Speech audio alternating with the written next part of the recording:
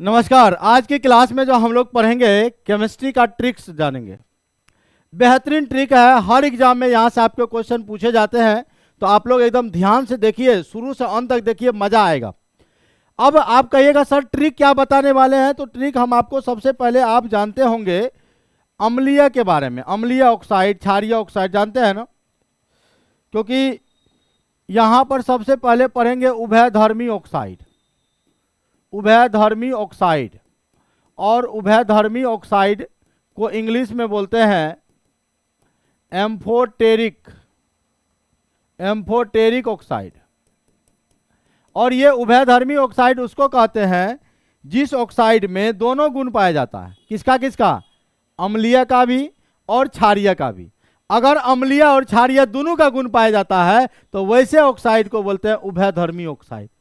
तो जिस ऑक्साइड में अम्लीय और क्षारीय यानी एसिडिक और बेसिक नेचर होता है वो एम्फोटेरिक ऑक्साइड होता है। लेकिन आपके मन में होगा ना कि सर कौन कौन ऑक्साइड को उभयधर्मी ऑक्साइड यानी एम्फोटेरिक ऑक्साइड कहेंगे, तो उसके लिए ही हम आपको ट्रिक देने आए हैं।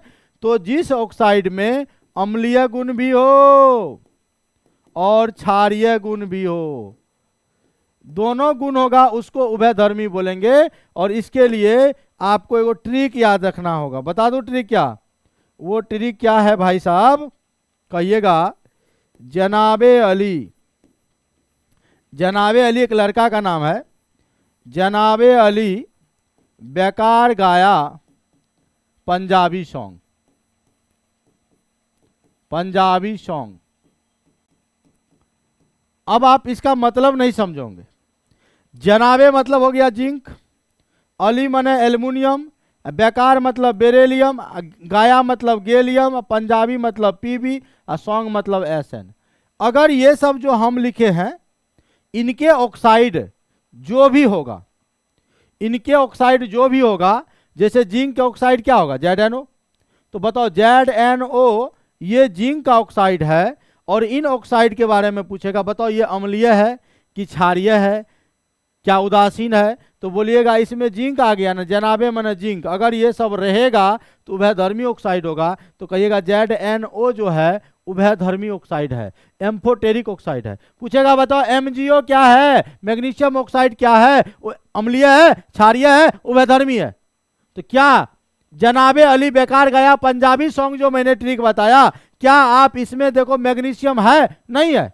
जब इसमें मैग्नीशियम नहीं है तो बोलेंगे रे तू उभयधर्मी ऑक्साइड नहीं है। और आपके एग्जाम में ऐसे क्वेश्चन आता है कि इनमें से कौन उभयधर्मी ऑक्साइड है, तो आप याद रखिएगा अगर जिंक का ऑक्साइड रहे, चाहे एल्युमिनियम का ऑक्साइड रहे, चाहे बेरिलियम का रहे, चाहे गैलियम का, चाहे लेड का, चाहे टीन का, अगर ये सब का ऑक्साइड है उभयधर्मी होगा, और नहीं है तो नहीं है। ये ट्रिक आया कहाँ से? दो दोस्त था, एक बिहारी था, एक पंजाबी था।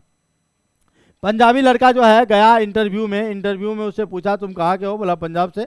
बोला यार तुमको गाना गाने आता है, गाना सुनो। सुना दिया। कौन? सपना चौधरी वाला गाना सुना दिया। जब अपना बिहारी जो जनाबे अली है, बिहारी लड़का का नाम क्या था? जनाबे अली। जब ये गया इंटरव्यू से, कोई बाहर आता है तो पूछता है कि भैया अंदर में क्या क्या पूछा, क्या क्या पूछा बताओ।